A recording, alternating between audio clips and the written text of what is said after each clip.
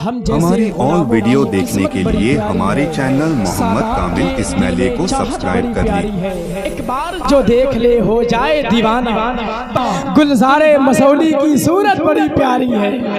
एक बार मिंबर रसूल पर जलवा फरोज उलमाए ज़िवकार, मेरी निगाहों के सामने मौजूद अवामी अहले सुन्नत, अस्सलामु अलैकुम व रहमतुल्लाहि ताला व बरकातुहू। अल्हम्दुलिल्लाह अल्हम्दुलिल्लाहि अला कुल्ली हाल वस्सलातु वस्सलामु अला नबिय्यिहि साहिबिल हुस्नि वल जमाल व अला आलिहि व अस्हाबिहि उलिल कमाल, अम्मा बाद फ़अऊज़ु बिल्लाहि मिनश शैतानिर रजीम, बिस्मिल्लाहिर रहमानिर रहीम। अल अखिल्लाउ यौमइज़िन बअदुहुम लिबादिन अदु इल्लल मुत्तक़ीन, सदक़ल्लाहुल अज़ीम। बारगाह रिसालत में दरूद पाक नजराना पेश करें। अल्लाहुम्मा सल्ली अला सय्यिदिना व शफीना व हबीबिना व मौलाना मुहम्मदिन बारिक वसल्लिम सलातन व सलामन अलैका या रसूल अल्लाह। आज की ये महफिल शेखुल मशाइख फ़ख्रुल औलिया ज़ीनते मजलिस औलिया हज़रत सैयद शाह मूसा रहमतुल्लाहि ताला अलैह के उर्स की महफिल है। ये बड़ी बरकत महफिल है। आपको जो यहाँ पर इस मजलिस में आप बैठे हैं, बड़े मुख्तसर अंदाज में अल्लाह के कलाम से, कुरान से मैं आपको समझाऊंगा कि आपका बैठना कितना कामयाब है, और अल्लाह के वलियों की बारगाह में जाना, इनके बारगाहों में हाजिर होना, इनके नाम पर बैठना, ये किस कदर कामयाब है। मैं कुरान से बयान करूंगा, हदीस पर भी नहीं आऊंगा। इंशाअल्लाह फिर जिंदगी मिली, फिर कोई मौका मिला तो फिर वहीं से बात शुरू करूंगा। मैं बड़ी मुबारकबादी आपको पेश करता हूँ। मौला करीम आप सबकी उम्र में बरकत अता फरमाए। हजरत सैयद शाह मूसा अली रहमत व रिजवान का रूहानी इल्मी फैजान हम सबको अता फरमाए। ये बनारस बड़ा अजीम शहर है। दुनिया के उन शहरों में से ये एक है कि जिन शहरों की तारीख का कोई पता नहीं चलता। मैंने पढ़ा इसके बारे में, एक मौर्रिख ने तो यहाँ तक लिखा है कि हजरत नूह अलैहिस्सलाम के एक बेटे थे, उन्होंने शहर को बसाया, वरना उसके अलावा कहीं पता नहीं चलता कि शहर को बसाने वाला कौन है, इसका फाउंडर कौन है। हिंदुस्तान के 4 बड़े शहर हैं, उन 4 बड़े शहरों में दूसरा नंबर इसका है। एक कोलकाता, दूसरा मौजूदा मद्रास चेन्नई, तीसरा बम्बई, और ये बनारस। दिल्ली शहर में नहीं आता। अब आप सोच सकते हैं कितना अजीम शहर है बनारस। और एक खुशखबरी आपको सुना दूं, इस बनारस के अंदर इतने अजीम और अपने जमाने के इतने बड़े बड़े औलिया आराम फरमा हैं कि इतने औलिया किसी शहर में नजर हिंदुस्तान में नहीं आते। हिंदुस्तान के किसी शहर में इतने औलिया नजर नहीं आते। मखदूम अशरफ जहांगीर समनानी कछोचवी रहमतुल्लाहि ताला अलैह के कई खलीफा यहाँ पर हैं। मखदूम बिहार हज़रत सैयद याहया मुनीरी रहमतुल्लाहि ताला अलैह के कई खुलाफा बनारस में मौजूद हैं। अताए रसूल ख्वाजा गरीब नवाज रहमतुल्लाहि ताला अलैह के खलीफा भी बनारस में मौजूद हैं। अताए रसूल ख्वाजा गरीब नवाज की बड़ी खुसूसी नज़र बनारस पर थी। आप यहाँ पर आए भी थे, यहाँ के हालात देखे थे, और आप जानते हैं अगर यहाँ पर इतने औलिया इस सरजमीन पर अगर ना होते तो जानते हैं कि ये शहर कौन सा है। अगर हमारा काबा मक्के में है तो दूसरी कौम का काबा इसी बनारस में है। कितनी घंटियां बजती हैं सुबह से शाम तक, किस कदर का होता है। अगर ये औलिया इकराम बैलेंस ना बनाती, ये शहर खत्म हो गया। आप बड़े मुबारक हैं, काबिल तारीफ है। आप हजरात के शहर में रहते हैं और आपकी मोहब्बत औलिया इकराम से बेलौस है, और आपकी ये मोहब्बत ज़ाय नहीं होगी। अल्लाह ने कुरान अजीम में इरशाद फरमाया, अल-अखिल्लाउ यौमइज़िन बअदुहुम लिबाद, कि एक वक्त ऐसा आएगा कि बड़े गहरे दोस्त, खलील की जमा अखिल्ला, ये कुरान की आज बयान कर रहा हूं, मैं कुरान से ही बयान करूंगा, कि जो गहरे दोस्त होते हैं, जिनको हम हिंदी में कहते हैं लंगोटी यार, इंग्लिश में कहते हैं क्लोज फ्रेंड, और आसान करने के लिए बता दूं, कहते हैं कि वो आदमी जिसकी दांत काटी रोटी एक, दो जिस्म एक जान, उसको कहते हैं अरबी में खलील। दोस्ती के लिए कई अल्फाज अरबी में आते हैं, सदीक भी आता है, हमीम भी आता है, मगर एक लफ्ज आता है खलील। खलील उसको कहते हैं जो लंगोटिया यार होता है, एक दूसरे का राजदार होता है, उसको खलील कहा जाता है। खलील का मतलब यह है कि अगर एक दोस्त के पैर में कांटा चुभ जाए तो दूसरा दोस्त अपने पैर में उसका दुख महसूस करता है। अगर एक दोस्त को तकलीफ हो जाए तो दूसरा दोस्त अपनी जान कुर्बान करने के लिए तैयार हो जाता है, उसको अरबी में खलील कहा जाता है। और इस खलील का प्लूरल, इसकी जमा आती है अखिल्ला। अल्लाह का कुरान कहता है कि अल अखिल्लाउ यौमइज़िन बादुम लिबादिन आदू, कि कयामत का जब दिन आएगा बड़ा होलनाक दिन होगा, बड़ा खतरनाक दिन होगा। उस खतरनाक दिन में, उस भयानक दिन, इतनी ज्यादा उस दिन की शिद्दत और होलनाकी होगी कि जो आपस में दुनिया में बड़े गहरे दोस्त थे, जो एक दूसरे के हरदम साथ रहते थे, दुख में साथ, गम में साथ, खुशी में साथ, दुख में साथ, मौत में साथ, शादी में साथ, बिया में साथ, लड़ाई में साथ, प्यारो मोहब्बत में साथ, जो हर वक्त साथ रहते थे, अल्लाह का कुरान कहता है कि कयामत के दिन जब आएगा तो सब ये एक दूसरे के दुश्मन हो जाएंगे। कयामत के दिन ये दो दुनिया में दोस्ती का भरम भरने वाले, जो दुनिया में कहते हैं कि दोस्त तेरे लिए मेरी जान भी कुर्बान है, दुनिया में कहने वाले कि दोस्त तेरे लिए मेरी जान भी निछावर है, मेरा मकान कुर्बान, मेरी औलाद कुर्बान, मेरा पैसा कुर्बान, मेरा बैंक बैलेंस कुर्बान, ये दुनिया में दोस्ती का भरम भरने वाले। अगर दोस्ती की लड़ाई किसी से हो जाए तो लाठी डंडा लेकर के दोस्ती की खातिर लड़ने वाले। लेकिन जब कयामत का दिन आएगा तो ये दोस्त दोस्त का दुश्मन हो जाएगा, शत्रु हो जाएगा, एनिमी हो जाएगा कयामत के दिन। अगर मैं कहता ये मेरे बाप की कोई बात होती तो आप कह सकते थे कि झूठा है, मगर ये बात तो खुदाए पाक की है। कायनात झूठी हो सकती है, रब्बे करीम झूठा नहीं हो सकता। रब्बे करीम फरमाता है कयामत के दिन ये जितने भी दोस्तियां होंगी, कयामत के दिन जितने भी फ्रेंडशिप होगी, सब एक दूसरे के दुश्मन हो जाएंगे, सब एक दूसरे के शत्रु हो जाएंगे, कोई किसी का साथ नहीं देगा। तो मौला साथ कौन देगा, कौन साथ देगा? तो आइए कुरान अजीम के एक आयत करीम में और फरमाया कयामत का भयानक मंजर। तुम तो दोस्तों की बात करते हो, तुम दोस्तों की बात करते हो, तुम दोस्ती पे अटके रह गए। आओ कुरान की दूसरी आयत पढ़ो, 30वां पारा। अल्लाह ने फरमाया यौम यफिरुल मरउ मिन अखीही व उम्मिही व अबीही व साहिबती व बनीही। अल्लाह का कुरान कहता है कि कयामत के दिन तो ऐसा होगा, तुम दोस्ती को समझते रह गए। कयामत का दिन वो होगा कि भाई भाई से भागेगा, भाई बहन भाई से भागेगी, बेटा बाप से भागेगा, बाप बेटी से भागेगा, बीवी शोहर से भागेगी, शोहर बीवी से भागेगा। यही शोहर अगर बीवी की तकलीफ हो गई, बीवी अगर हॉस्पिटल में एडमिट है तो शोहर खाना छोड़ देता है। यही बाप अगर बेटी के पैर में कांटा चुभ जाए तो ये बाप अपनी जान कुर्बान कर देता है, अपनी बेटी की तकलीफ को बर्दाश्त नहीं करता। यही बेटी अगर बाप को कोई बात परेशानी हो जाए तो हजारों मील सही अपने सारे सब कुछ दुख और सुख भूलने के बाद में अपने बाप की बारगाह में अपने बाप के सराहने आकर के खड़ी हो जाती है।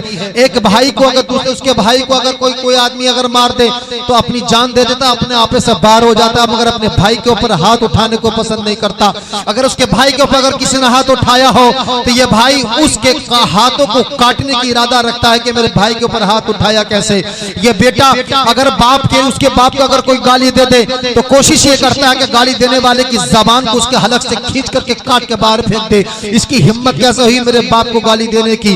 वो बाप जो अपने बेटे से बेपनाह मोहब्बत करता है, अपनी दौलत, अपनी औलाद, अपनी दौलत, अपना सारी प्रॉपर्टी, अपनी जायदाद, अपना मकान, अपनी दुकान, सारे का सारा कारोबार, बिजनेस, सब कुछ अपने बेटे के लिए दे देता, अपने बेटे के हवाले करके दुनिया से चला जाता है। जिस बाप की इस कदर मोहब्बत होती है, जिस बेटे की बाप से इतनी मोहब्बत होती है, वो बीवी जो अपने शोहर के बगैर जब तक के शोहर घर ना आ जाए खाना नहीं खाती है। शोहर अगर दिन के 3 बजे 4 बजे आ जाए, रात के वक्त में शोहर अगर 2 बजे आ जाए तो शोहर के आने की आहट पर बीवी उठ करके जाग जाती है और अपने शोहर को खाना गर्म करके खिला के तब उसके साथ खाती है।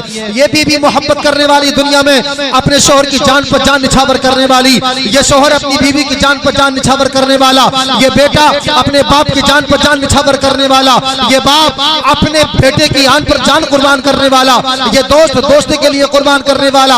अल्लाह का कुरान कहता है, अल्लाह करीम फरमाता है यौम यफिरुल मरउ मिन अखीही व उम्मिही व साहिबिही व बनीही लिकुल्लि इम्रिइन मिनहुम। अल्लाह का कुरान कहता है कयामत का दिन जब होगा, दोस्त दोस्त से भागेगा, भाई भाई से भागेगा, बेटा बाप से भागेगा और बाप बेटे से भागेगा, बहन भाई से भागेगी, भाई बहन से भागेगा, शौहर बीवी से भागेगा, बीवी शौहर से भागेगी। अरे दुनिया में एक दूसरे पर जान कुर्बान करने वाले न बाप बेटे का होगा, न बेटा बाप का होगा, न दोस्त दोस्त का होगा, न शौहर बीवी की होगी और न बीवी शौहर का होगा, कोई किसी का नहीं होगा। पूछा अल्लाह के कुरान से मौला, जब कोई किसी का नहीं होगा तो फिर होगा कौन किसका?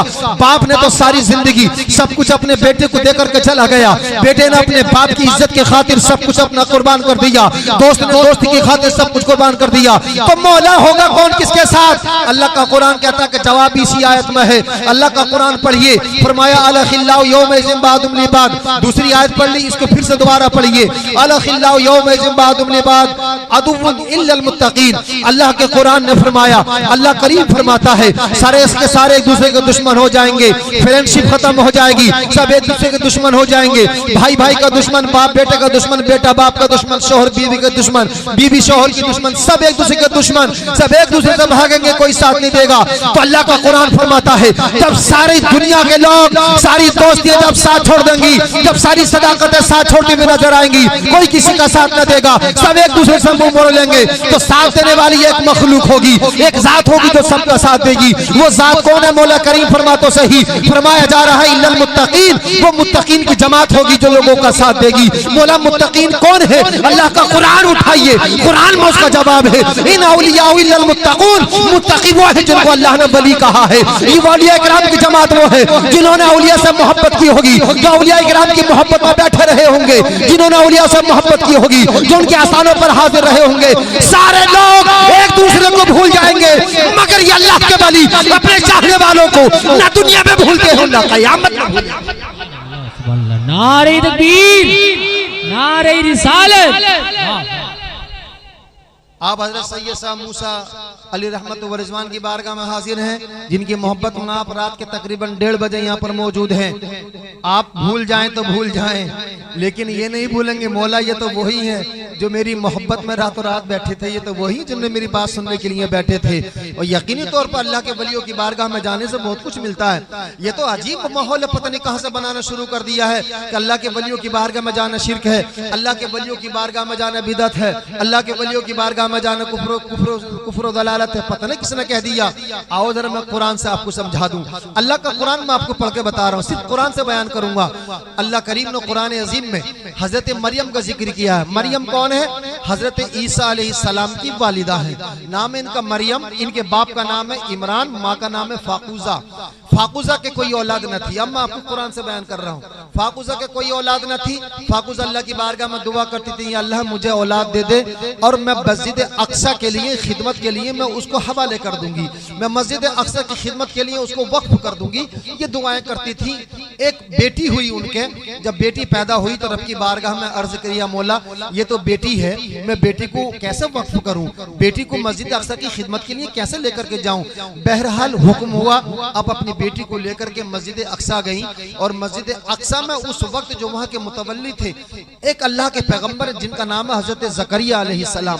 ये हजरत यहया अलैहिस्सलाम के वालिद हैं और हजरत ज़करिया और मरियम के वालिद दोनों आपस में एक दूसरे के साड़ू हैं।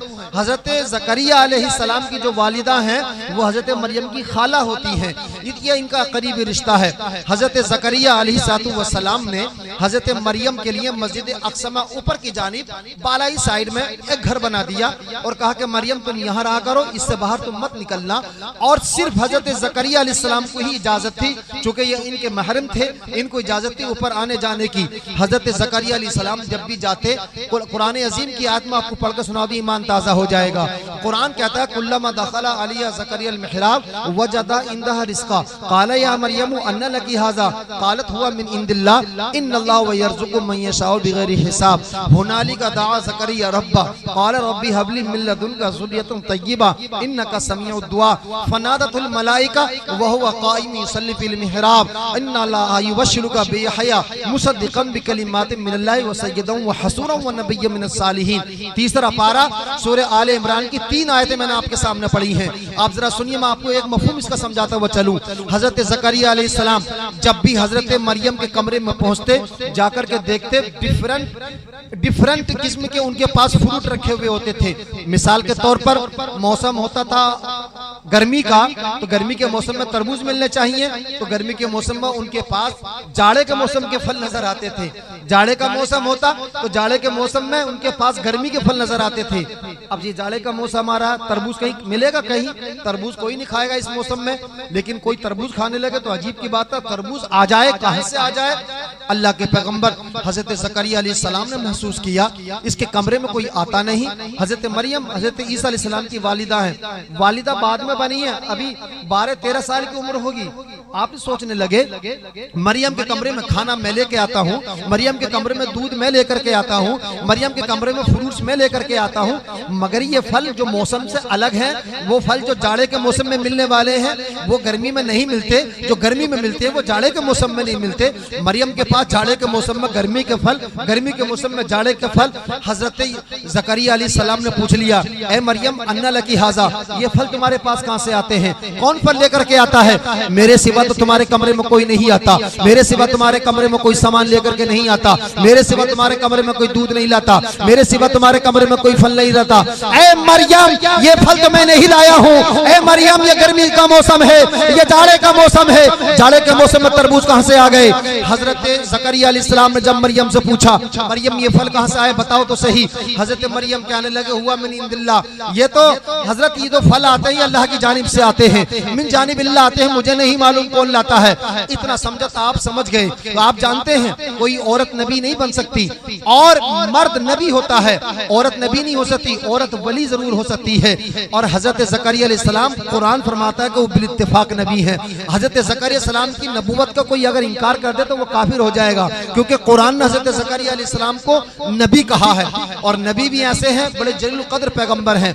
हजरत मरियम नबी नहीं है, वली है। अब मैं आपको अकीदे की बात बताऊं, जब हजरत मरियम ने कहा कि हुआ मिन इंदिल्लाह इन्नल्लाह यर्ज़ुक़ु मन यशाउ बिगैरि हिसाब, ये तो अल्लाह की तरफ से आते हैं और अल्लाह जिसे चाहता है बेहिसाब रिज़्क़ देता है। हजरत ज़करिया अलैहिस्सलाम अल्लाह के पैगंबर हैं, फौरन समझ गए कि मरियम अल्लाह की मकबूल बंदी है, मरियम अल्लाह की वलिया है। समझ गए कि मरियम अल्लाह की, यकीन तौर पर अल्लाह की खास इनायत है मरियम पर। हुनालिका दआ ज़करिया रब्बा, और जानते हैं अब अल्लाह का कुरान कहता है हजरत ज़करिया अलैहिस्सलाम ने जब महसूस किया कि अल्लाह की वलिया है, मरियम अल्लाह की महबूब बंदी है, अल्लाह का खास करम है मरियम पर, उसी वक्त हजरत ज़करिया अलैहिस्सलाम ने दुआ के लिए हाथ उठा दिए। और दुआ में क्या मांगा? हजरत मरियम हजरत मरियम की बारगाह में हजरत ज़करिया अलैहिस्सलाम है, ये वलिया है, ये नबी है, वहीं पर हाथ उठा दिए। वो मामला क्या था? तकरीबन हजरत ज़करिया अलैहिस्सलाम की उम्र 95 साल 95 ईयर्स हो गई, मगर अभी कोई औलाद नहीं थी। हजरत ज़करिया अलैहिस्सलाम का कोई बेटा नहीं था, कोई औलाद नहीं हुई थी। हजरत ज़करिया अलैहिस्सलाम दुआएं रब की बारगाह में करते थे, अल्लाह की बारगाह में दुआएं होती थी। जब देखा कि मरियम ये अल्लाह की वलिया है, देखा कि मरियम अल्लाह की महबूब बंदी है, कुरान कहता है हुनालिका दआ ज़करिया रब्बा क़ाला रब्बी हबली मिन लदुनका ज़ुर्रियतन तय्यबतन इन्नका समीउद दुआ। हजरत ज़करिया अलैहिस्सलाम ने फौरन उसी वक्त वहीं पर जहां हजरत मरियम है, वहीं जब महसूस कर लिया कि अल्लाह की महबूब बंदी है, महबूब बंदी है, फौरन अल्लाह की बारगाह में हाथ उठा दिए और दुआ करने लगे, अल्लाह मैंने तेरी बारगाह में दुआएं की है, अल्लाह तेरी महबूब बंदी की बारगाह में खड़े होकर मैं तेरी बारगाह में दुआ करता हूँ, मौला मुझे पाक औलाद अता फरमा, मुझे पाक ज़ुर्रियत अता फरमा, मुझे नेक औलाद अता फरमा। वहीं पर दुआ करने लगे। अब सोच तो सही, दुआ करने वाले अल्लाह के नबी हैं, जहाँ दुआ की जा रही है वो अल्लाह की वलिया है, दुआ करने वाले अल्लाह के पैगंबर हैं। दुआ किस चीज की कर रहे हैं? औलाद की दुआ कर रहे हैं। कहां पर कर रहे हैं? एक अल्लाह की महबूब बंदी की बारगाह में। ये कौन है? बिल इत्तिफाक ये नबी नहीं है, ये वली है, मगर ये कौन है दुआ करने वाले? ये बिल इत्तिफाक नबी है, कुरान की रोशनी में नबी है। एक नबी अल्लाह की वली की बारगाह में खड़े होकर के दुआ कर रहा है। दुआ किस चीज की कर रहा है? औलाद की कर रहा है। अल्लाह करीम ने ये नहीं फरमाया कि ए ज़करिया अशरकता, तुमने तो यहाँ पर शिर्क कर दिया। अल्लाह ने ये नहीं फरमाया कि ऐ ज़करिया तुमने यहाँ पर कुफ्र कर दिया क्योंकि तुमने यहाँ पर आकर दुआ कर दी, तुम तो नबी हो। अल्लाह ने ये नहीं फरमाया कि तुमने दलाल तो गुमराही में पड़ गए ज़करिया। नहीं, अल्लाह का पैगंबर पैगंबर जो आता है, अल्लाह का नबी जो आता है, वो शिर्क को मिटाने के लिए आता है। अल्लाह के पैगंबर का आने का मकसद कुफ्र दलालत को मिटाना होता है। अरे अल्लाह के पैगंबर जो होते हैं वो कुफ्र और शिर्क को मिटाते हैं। अल्लाह का नबी कुफ्र और शिर्क नहीं करता, अल्लाह का पैगंबर दलालत में नहीं पड़ता। दलालत को मिटाने के लिए अल्लाह का पैगंबर आता है। मगर अल्लाह का पैगंबर एक अल्लाह की बलिया की बारगाह में खड़े होकर दुआ करता है, पर नबी भी जानता है कि अल्लाह के महबूब बंदों की बारगाह में दुआएं करो, अल्लाह की बारगाह में दुआएं कबूल होती है। सुभान अल्लाह, सुभान अल्लाह, जिंदाबाद। और अल्लाह ने भी रद नहीं फरमाया, ज़करिया तुम क्या कर बैठे, तुम्हें मालूम है तुम क्या कर रहे हो, तुम नबी हो, मरियम तो वली है, तुम यहाँ पर कैसे दुआ कर रहे हो। नहीं नहीं, अल्लाह ने नहीं फरमाया। अब अल्लाह की तरफ से इनाम सुनिए। हजरत ज़करिया अलैहिस्सलाम ने जैसे दुआ की, उसी वक्त फरिश्ते आ गए। अल्लाह ने फरिश्तों को हुक्म दिया, कहा कि जाओ। ज़करिया ने मरियम के पास खड़े होकर के दुआ की है। ज़करिया की दुआ रद्द नहीं होगी, अल्लाह के पैगंबर है, अल्लाह का पैगंबर जहां भी दुआ करता वहां कबूल होती है।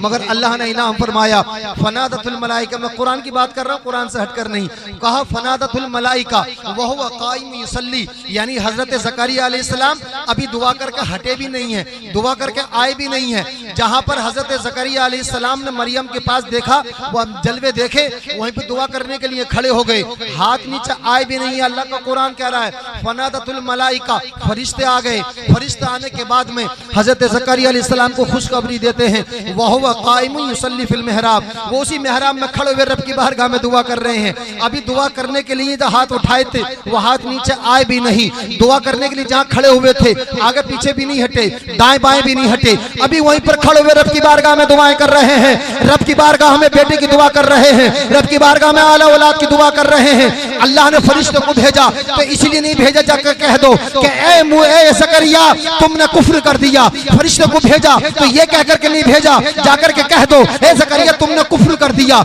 ये कहकर के नहीं भेजा ए ज़करिया तुम दलालत गुमराही में पड़ गए, ए ज़करिया तुमने नबूवत का काम के खिलाफ कर दिया, ये नहीं फरमाया। अल्लाह के फरिश्ते आते हैं, आने के बाद में कहते हैं वहुवा काइम युसल्ली फिल मिहराब अन्नल्लाह युबश्शिरुका बियहया मुसद्दिक़न बिकलिमातिन मिनल्लाह बिकलिमातिन मिनल्लाह सय्यिदन व हसूरन व नबिय्यन मिनस सालिहीन। ए ज़करिया तुमने अल्लाह की बारगाह में मरियम के पास खड़े होकर के जो दुआ की है, अल्लाह ने तुम्हारी दुआ को कबूल फरमा लिया है। तुमने बेटे की दुआ की थी, अल्लाह करीम ने तुम्हें बेटे की दुआ खुशखबरी दे दी है, और वो बेटा भी ऐसा होगा, उसका नाम याह्या होगा, वो अपने जमाने के लोगों का सरदार होगा, वो तुम्हारा बेटा जो होगा, अल्लाह ने तुम्हें ऐसे बेटे की खुशखबरी दी है। ए अल्लाह के पैगंबर, अल्लाह ने तुम्हारी दुआ को कबूल फरमाया, ऐसे बेटे की खुशखबरी दी है जो अपने जमाने का नबी होगा, अपने जमाने का सरदार होगा, लोगों का सैयद होगा। अब इस आयत करीमा से क्या मालूम हुआ? इस आयत करीमा से साफ साफ ये मालूम हुआ कि अल्लाह के वली की बारगाह में जब दुआ की जाती है तो अल्लाह के वलियों की बारगाह में उनके आस्थानों की बरकत ये है कि अल्लाह उनकी दुआओं को कबूल फरमाता है। देखिए कितनी बड़ी बात है, एक अल्लाह का नबी वली की बारगाह में दुआ कर रहा है और दुआ औलाद की कर रहा है। कैसे कह देते हैं लोग कि वलियों के आस्थाने पर जाने से क्या फायदा होगा? अरे तुझे फायदा नजर नहीं आया? कुरान तो पढ़ता रहा, तरावी में तो पढ़ाता रहा, तफसीर भी करता रहा, मगर फायदा तुझे नजर नहीं आया। फायदा देखना हो तो हजरत ज़करिया अलैहिस्सलाम से पूछो। हजरत ज़करिया अलैहिस्सलाम को उसी वक्त फरिश्तों ने आकर खुशखबरी दी। अगर ये शिर्क होता, अगर ये कुफ्र होता, अगर ये गुमराहियत होती तो क्या होता? अल्लाह का फरिश्ता आता, फौरन ये कहता ज़करिया आपने क्या कर दिया? अल्लाह रब्बुल इज्जत जलाल में है, तुम्हें नबी बना करके भेजा, तुम तो आला हो, अफजल हो, एक वली की बारगाह में तुम दुआ कर रहे हो, तुम ये क्या कर रहे हो? तो शिर्क है, तुम कैसी दावत दे रहे हो, कैसी तालीम दे रहे हो? ये नहीं फरमाया। अल्लाह ने अपने महबूब की दुआ को कबूल किया और कहा कि फरिश्ते से जाओ खुशखबरी दे दो मेरे महबूब हजरत ज़करिया को कि अल्लाह ने तुम्हारी दुआ को कबूल कर लिया। इसका साफ मतलब ये है कि अल्लाह के वली की बारगाह में खड़े होकर के दुआ करने वाले की दुआ रद्द नहीं होती है। अल्लाह के वली की बारगाह में खड़े होकर के औलाद की दुआ करने वालों को अल्लाह बुरा नहीं मानता है। अल्लाह के वली की बारगाह में खड़े होकर के उस वली के वास्ते से अल्लाह की बारगाह में दुआ करने को अल्लाह ताला उसकी दुआ को रद्द नहीं फरमाता। ये शिर्क नहीं है, ये बिदत नहीं है, ये कुफ्र नहीं है, ये दलालत नहीं है, ये गुमराहियत नहीं है, बल्कि सही बात यह है कि हजरत ज़करिया अलैहिस्सलाम अल्लाह के पैगंबर है, वली की बारगाह में दुआ करना ये अंबिया की सुन्नत है, उस दुआ को कबूल फरमाना ये रब की अदा है। नारे तकबीर, नारे रिसालत, नारे रिसालत, उर्से मुकद्दस, खतीबे अहले सुन्नत। वाह वाह। आपके चेहरों की ताजगी मुझे मजबूर कर रही है कुछ बात और बताने के लिए, वरना मेरा इरादा था कि 10 मिनट में बात खत्म कर लूंगा। कुछ बात और बता दूं। मैं कुरान से बात करता हूं, कुरान से बाहर नहीं। अगर मैं हदीस की बात करूंगा ना तो ये कह देगा कोई भी, अरे वो हदीस तो ज़ईफ है। उससे अगर पूछो ना कि ज़ईफ किसे कहते हैं तो उसका बाप भी नहीं बता पाएगा कि ज़ईफ का मतलब क्या हदीस में। ये कहते हैं हदीस सही नहीं है। अब आप समझेंगे हदीस सही नहीं तो इसका मतलब गलत है। तो हदीस सही की बात जब आती है तो इसका मतलब ये नहीं होता कि वो गलत है। हदीस सही का मतलब ये होता है कि हदीस के बहुत सारे मर्तबे हैं। सही नहीं है तो हसन होगी, हसन लिगैरी होगी, हसन नफसी होगी। आपके मुफ्ती सिफ्तैन रजा साहब मिसबाही हैं, हमारे अल्लामा शमसुल हुदा साहब हैं, और भी हमारे उलमा, इनसे पूछिए आप। मगर एक अजीब किस्म का ट्रेंड चला है कि हदीस सही नहीं है, तो इसलिए मैं हदीस की बात बाद में करूंगा, पहले कुरान की बात कर ले। अगर हिम्मत है, माने दूध पिलाया तो कह के दिखा के ये आयत ज़ईफ है, कह के दिखाए कि आयत सही नहीं है, साबित करके दिखा। अगर जबान से निकल भी गए ना कि आयत ज़ईफ है, वहीं पर ईमान चला जाएगा। ये कुरान है, कुरान का इनकार करना किसी के बाप की हिम्मत नहीं है। कुरान का इनकार नहीं कर सकता, अगर करेगा तो वहीं गिरफ्तार हो जाएगा। मैं कुरान से बात कर रहा हूं। आइए, मैं आज जब बात औलिया कराम की आई है तो थोड़ा सा और बता दूं। 15वें पारे की पहली आयत, 15वें पारे की सबसे पहली आयत, सुब्हानल्लज़ी असरा बिअब्दिही लैलन मिनल मस्जिदिल हराम इलल मस्जिदिल अक़सा अल्लज़ी बारकना हौला। ये भी अल्लाह औलिया कराम और महबूब बंदों की अदाओं को दर्शाती है ये आयत। आपने इसे तो ये सुना होगा कि हुजूर जब मेराज के लिए गए, मस्जिद हरम से मस्जिद अक़सा तक गए, तो वहाँ से फिर सिद्दतुल मुंतहा, वहाँ से फिर लमका गए। बिल्कुल सच है, दुरुस्त है। मगर इसमें एक चीज़ मैं आपको और आपका जहन दिला दूँ। अल्लाह ने फरमाया कि पाक है वो ज़ात जो अपने महबूब को मेराज में मस्जिद हरम से मस्जिद अक़सा तक ले गई। आप जरा सा देखिए, तकाबुल कीजिए, इसको कंपेयर कीजिए, कंपेरिजन बहुत जरूरी है। फरमाया मिनल मस्जिदिल हराम इलल मस्जिदिल अक़सा अल्लज़ी बारकना हौला। कहाँ से? मस्जिद हरम से मस्जिद अक़सा तक। और मस्जिद अक़सा देखिए, ये तो अगर आप लोग इंग्लिश जानते होंगे तो मिनल मस्जिदिल हराम ये एब्सोल्यूट है, इसमें कोई कैद नहीं है। सीधा सीधा कहा कि मिनल मस्जिदिल हराम बस। और जब बात मस्जिद अक़सा की आई तो वहां फरमाया मिनल मस्जिदिल अक़सा अल्लज़ी बारकना हौला। ये मस्जिद अक़सा वो है जिसके इर्द गिर्द हमने बरकतें रखी हैं। मस्जिद हरम में यहाँ पर नहीं फरमाया मिल मस्जिदिल हराम अल्लज़ी बारकना हौला, मस्जिद हराम जहाँ इर्द गिर्द हमने बरकतें रखी हैं, इलल मस्जिदिल अक़सा अल्लज़ी बारकना हौला, ऐसा नहीं कहा। सिर्फ मस्जिद हराम की बात आई।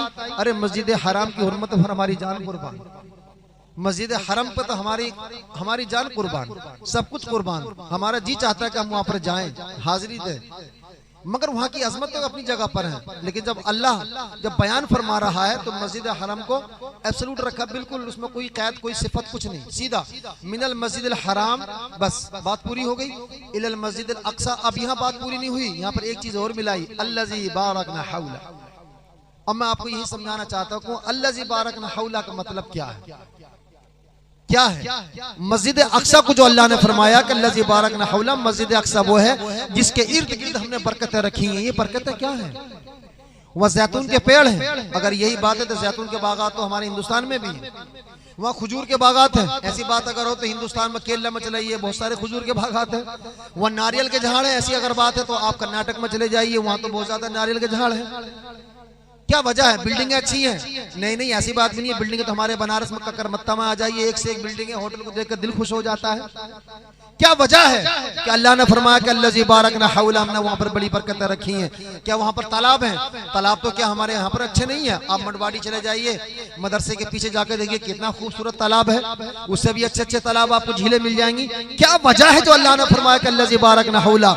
आइए मुफस्सिरीन की ज़बानी सुनिए। इमाम राज़ी फरमाते हैं कि इसका मतलब यह है कि मस्जिद अक़सा वो जगह है जहाँ पर अल्लाह के महबूब बंदों की कब्रें हैं। ये वो जगह है जहाँ अल्लाह के बहुत सारे अंबिया इकराम की कब्रें हैं। ये वो जगह है जहाँ पर शोहदा आराम फरमा है। ये वो जगह है जहाँ पर अल्लाह के औलिया आराम फरमा है। ये वो जगह है जहाँ पर अल्लाह के महबूब आराम फरमा है। न मालूम कितने शोहदा की यहाँ पर कब्रें हैं, न मालूम कितने अंबिया इकराम यहाँ पर मदफून है, न मालूम यहाँ पर कितने औलिया इकराम मदफून है, न मालूम यहाँ पर कितने अल्लाह के महबूब बंदे आराम फरमा रहे हैं। इस आयत करीमा से मालूम हुआ कि अल्लाह करीम ने खुद उस मकाम की तारीफ की है, जहाँ अल्लाह के बंदे दफन होते हैं। अरे जहाँ पर अल्लाह का महबूब बंदा दफन हो जाए, अल्लाह करीम उसके इर्द गिर्द बरकतें रख देता है। अरे अल्लाह के महबूब बंदे बनारस की सरजमीन पर दफन है, अल्लाह ने शहर में बरकतें रखी है। अल्लाह के महबूब बंदे अजमेर में दफन है, अल्लाह ने वहां बरकतें रखी है। महबूब बंदे बरेली में दफन है, अल्लाह ने वहां बरकतें रखी है। महबूब बंदे बदायूं में दफन है, अल्लाह ने वहां बरकतें रखी है। दिल्ली में दफन है, वहां पर बरकतें रखी है। बिहार में दफन है, वहां पर बरकतें रखी है। मालूम हुआ कि जिस सरजमीन पर अल्लाह के बंदे आखिरी आरामगाह बना ले, अल्लाह करीम उस जगह को साहिब बरकत बना देता है। अब हजरत सैयद शाह मूसा रहमतुल्लाह ताला अलैह जिस जगह पर आराम फरमाया वो जगह भी बरकत वाली है। और अभी मैंने इससे पहले बताया कि जहाँ अल्लाह के वली दफन होते हैं, जहाँ के अल्लाह के वली होते हैं, वहाँ अल्लाह की बारगाह में दुआएं कबूल होती हैं। मालूम हुआ जहाँ हजरत सैयद शाह मूसा दफन है वो जगह बरकत वाली है और वो दुआ के कबूल होने की मुबारक जगह है। अब अल्लाह के महबूब बंदों का जिक्र करना ये कितनी फजीलत की बात है। अल्लाह के जो वली होते हैं ना, ये अल्लाह के बड़े महबूब बंदे होते हैं और बड़े जिद्दी भी होते हैं। ये इनकी राजो नियाज दोस्त हैं। दोस्ती की ऐसी बात होती है कि जैसे दोस्त दोस्ती के नाज उठाता है ना, ऐसी अल्लाह ताला इन अपने महबूब बंदों के नाज भी उठाता है। हदीस पाक का एक जुमला है, हदीस कुदसी है। अल्लाह के नबी अलैहिस्सलाम फरमाते, मैं हदीस कुदसी बता रहा हूँ, हदीस कुदसी का मर्तबा तमाम हदीस में सबसे ज्यादा है, इसका इनकार भी नहीं कर सकता कोई। मैं कुरान की आयतों से साबित करूँ इंशाल्लाह, फिर कोई मौका आएगा तो फिर अल्लाह के वलियों का मकाम मैं कुरान से साबित करूंगा, चूंकि टाइम ज्यादा हो रहा है।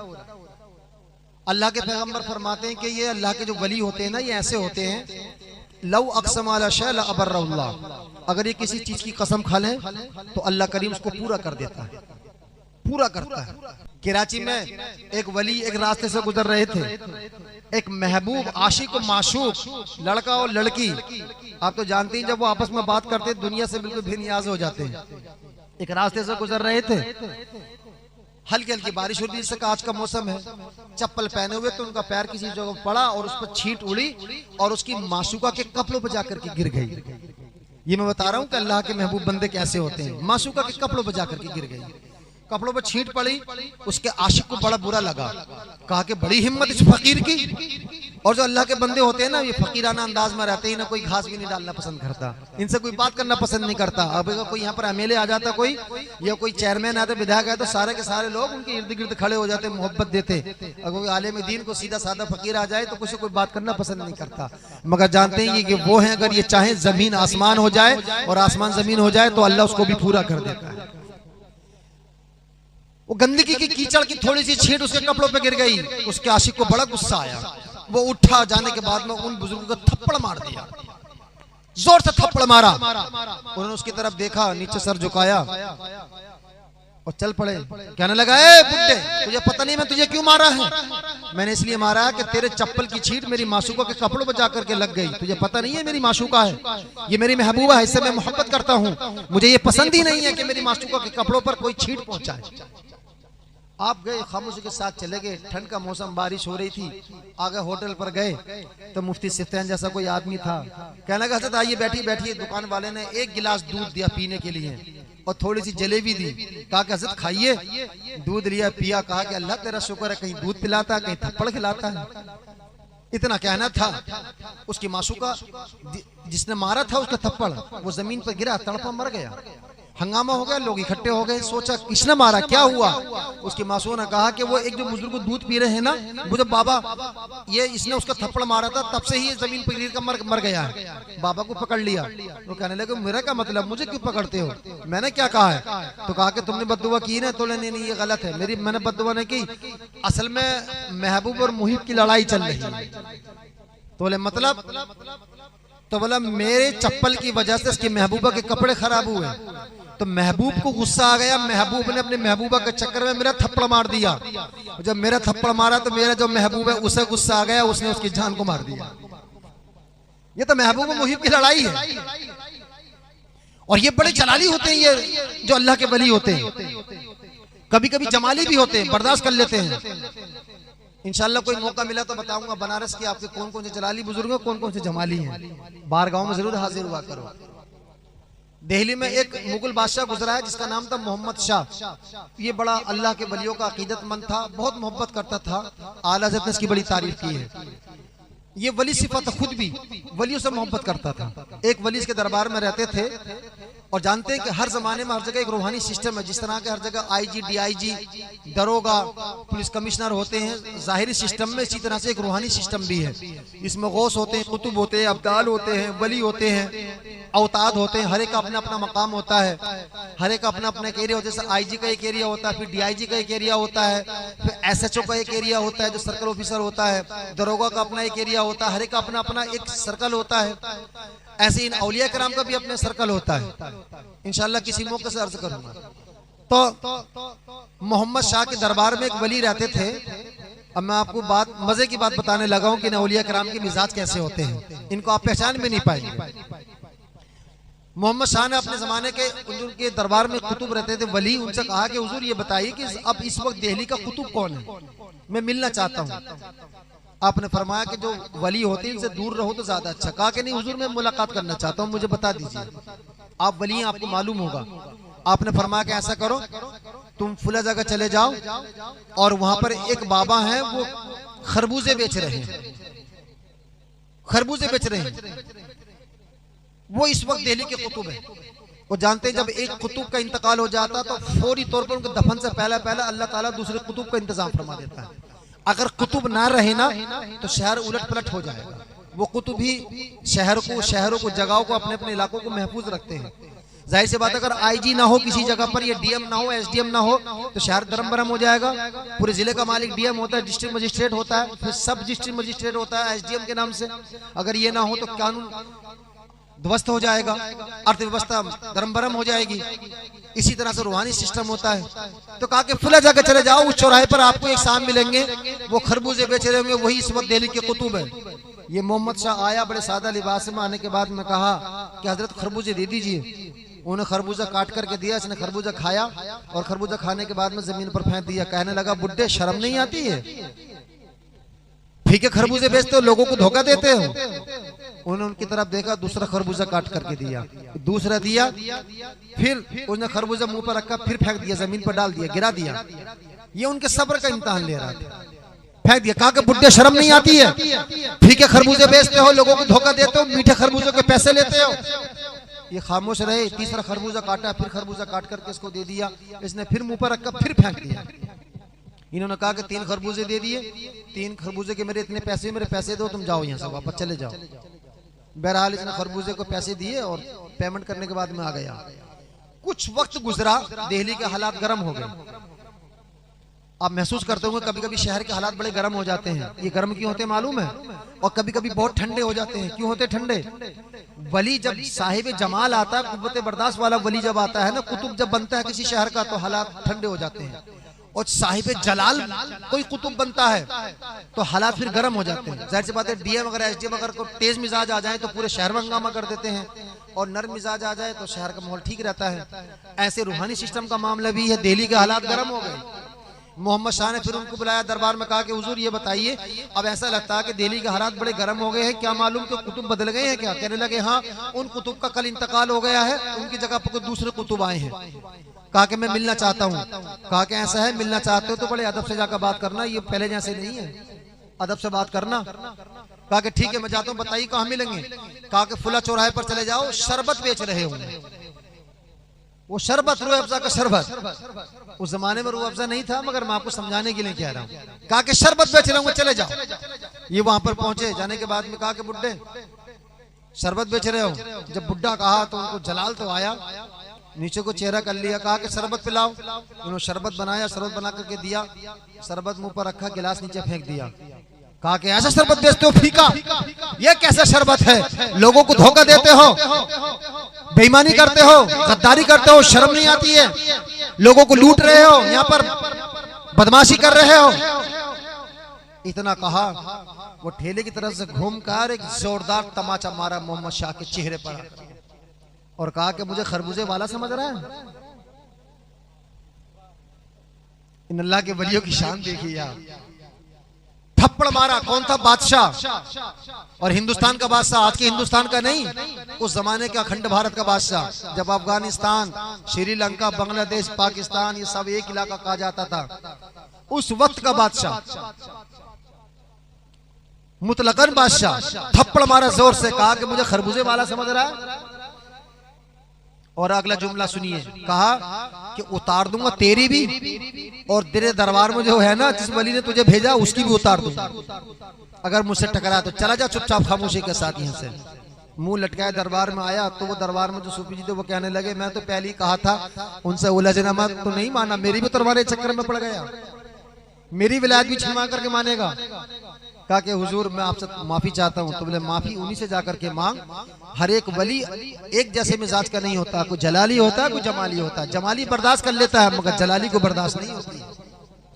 तो अल्लाह का ये सिस्टम है रूहानी। अल्लाह ने हर जगह रूहानी सिस्टम के तौर पर अल्लाह ने औलिया इकराम को पैदा फरमाया। आपके बनारस में अगर ये वाकई ये इन औलिया इकराम को वजूद ना होता तो बनारस शहर जमीन अब तक पता कितनी मरतबा उलट पलट गई होती। इन अल्लाह के वलियों से जमीन पर बैलेंस रहता है। इन अल्लाह के वलियों की बारगाह में हाजिर हुआ करो। आखिर वजह क्या है, मुझे समझ में नहीं आता। जो लोग ये कहते हैं कि अल्लाह के वलियों में जाने की बारगाह में उनसे फायदा क्या है, उनकी बारगाह में जाने से बिदअत है, ये है वो है, उसकी वजह मैं आपको बता दूं क्या है। दुनिया वालों ने जब मुसलमानों के बारे में रिसर्च किया, गौर किया, पता करा, तो उन्हें इस बात का मालूम हुआ कि मुसलमानों के पास तीन चीजें ऐसी हैं। एक तो इनके पास मस्जिद, दूसरे इनके पास मदरसा, तीसरे इनके पास खानकाहें, अल्लाह के वलियों के दरबार। जब तक ये तीन चीजें रहेंगी मुसलमानों को कोई ताकत खत्म कर ही नहीं सकती है। तो क्या कैसे किया जाए? कहा कि मौलवियों को आपस में मौलवियों से लड़ाओ, मौलवी आपस में लड़ेंगे, अवाम में बात जाएगी तो अवाम जनता जो है मौलवियों से दूर हो जाएगी। मौलवी मौलवी को गाली देंगे, एक मौलवी दूसरे मौलवी को काफिर कहेगा, मौलवी दूसरे मौलवी को बुरा वाला कहेगा, तो जनता कहेगी अरे यार ये तो है, से इनसे दूर ही रहो तो ठीक है। और दूसरे मदरसों का मामला, ये बताओ कि मदरसों में तालीम नहीं है, मदरसों में साइंस की पढ़ाई नहीं है, मदरसों में टेक्नोलॉजी की पढ़ाई नहीं है, मदरसों में मॉडर्न टेक्नोलॉजी की पढ़ाई नहीं है, मदरसों में बच्चे नकारा होते हैं, मदरसों में बच्चे निकम्मे होते हैं, ये होते हैं वो होते हैं। ऐसा कहोगे बच्चे मेन स्ट्रीम में नहीं आते हैं तो मदरसों से उनके लोग दूर हो जाएंगे, अपने बच्चों को पढ़ाना बंद कर देंगे, तो इनके बच्चों का दीन खुद ब खुद खत्म हो जाएगा। और तीसरी चीज दरगाहें रही, मज़ारात रहे, तो यहाँ पर ये कहना शुरू कर दो कि इसके लिए कि मज़ारों पर जाना शिर्क है, मज़ारों पर जाना कुफ्र है, मज़ारों पर जाना बिदअत है, मज़ारों पर जाना नाजायज है, हराम है, ये मर के मिट्टी में मिल गए, हम जैसे हैं, इनका क्या फायदा है, ये है वो। इस तरह की बात जब कहेंगे लोग मज़ारा से दूर हो जाएंगे, मुसलमानों को बड़े आसानी से इनको खत्म करना आसान हो जाएगा। इसके लिए किराए के मौलवी खरीदे गए, किताबें लिखी गई। इसके लिए आज तो सोशल मीडिया पर बड़ी आसानी के साथ हर जगह जहां देखिए एक किराए का मौलवी पाकिस्तान का है, वो मिर्जा, इतना बदबख्तरीन इंसान है, उसकी जबान जब खुलती है तो औलिया किराम के खिलाफ उठती है। उसने ना मालूम कितने लोगों को गुमराह किया है। लोगों, अगर तुम चाहते हो कि कामयाब रहो, तुम चाहते हो कि अल्लाह के दीन तुम्हारे सीनों में मजबूत रहे, तुम चाहते हो कि तुम्हारे इसकी रिसालत गर्म रहे, तुम चाहते हो कि तुम्हारे सीने अल्लाह के महबूब अलैहिस्सलाम की मोहब्बत से गर्म रहे, तुम चाहते हो कि तुम्हारी नस्लें महफूज रहे, तुम चाहते हो कि तुम्हारा मुस्तकबिल महफूज रहे, तुम चाहते हो कि तुम्हारे घर में अल्लाह के नूर की रोशनियां महफूज रहे, तुम चाहते हो कि तुम्हारे मुस्तकबिल महफूज रहे, तुम चाहते हो तुम्हारी नस्लें आबाद रहे, तुम चाहते हो तुम्हारा दीन आबाद रहे, तुम चाहते हो तुम्हारे सीनों में इस्लाम महफूज रहे, तुम चाहते हो कुरान महफूज रहे, तुम चाहते हो मस्जिदें आबाद रहे, तुम चाहते हो कि ये तुम चाहते हो कि इस्लाम महफूज रहे, तुम चाहते हो कि मजहब इस्लाम दीन मजहब इस्लाम सलामत रहे, तो तुम्हें मदरसों में अपने बच्चों को पढ़ाना होगा, तुम्हें खानकाहों में जाकर के इन अल्लाह के वलियों की बारगाह में, इन आस्थानों पर जाकर दुआएं करनी होंगी, इन अल्लाह के वली इन मशाइख की बारगाह में जाकर के इनके दामनों को थामना होगा। जब तक हमारे दिलों में इन औलिया इकराम की मोहब्बत रहेगी, जब तक हमारे सीनों में इन औलिया इकराम की अकीदत रहेंगी, जब तक इन मज़ारात पर हाजिर होते रहेंगे, जब तक इन औलिया इकराम का वजूद रहेगा, जब तक ये औलिया इकराम अपने मज़ारात में रहेंगे, तब तक इंशाअल्लाह हमारा न किसी से बाल बाका हुआ है और न इंशाअल्लाह हो सकता है, न हमारा वजूद खत्म हुआ है और न इंशाअल्लाह क़यामत तक हमारा वजूद खत्म हो सकता है। इन औलिया इकराम के आस्थाने हमें सलामत रखे हुए हैं। हम तो सो जाते हैं घरों में, जब हमारे घरों में फितरों की बारिश होती है तो औलिया इकराम ही हमें महफूज रखते हैं। इंशाअल्लाह फिर किसी मौके से करूँ, चूंकि 2 बज गए हैं, खुदा की बारगाह में दुआ है मौला करीम इन औलिया इकराम की मोहब्बतों को हमारे सीनों में सलामत रखे, इन औलिया इकराम का रूहानी इल्मी फैज़ान मौला हम सब पर जारी रखे, हमारी नस्लों को आबाद रखे, हमारे मुस्तकबिल को मौला रोशन फरमाए। खुदा की बारगाह में दुआ है कि आज की इस महफिल को मौला अपनी बारगाह में कबूल फरमाए, इसकी बरकतों से हम सबको महसूस फरमाए, हमारी नस्लों को आबाद फरमाए। हज़रत शेख सैयद साहब मूसा रहमतुल्लाह ताला अलैह के रूहानी फैज़ान से हम सबको, आप आपको हम सबको अहले स्टेज को मौला करीम माला माल फरमाए। व मा अलैना इल्लल बलाग। अस्सलामु अलैकुम व रहमतुल्लाहि व बरकातहू।